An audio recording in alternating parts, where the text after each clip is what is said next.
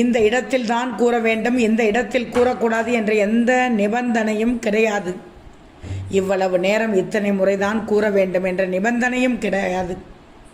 எங்கு நமக்கு முருகனின் அருள் வேண்டும் என்று நினைக்கிறோமோ அங்கு இந்த மந்திரத்தை கூறலாம். முழு மனதோடு முருகப்பெருமானை நினைத்து இந்த மந்திரத்தை கூறுங்கள்.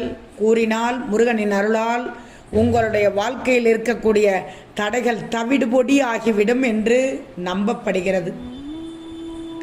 மந்திரம் இதோ.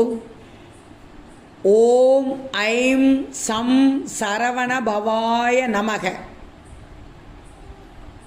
ஓம் ஐம் சம் சரவண பவாய நமக.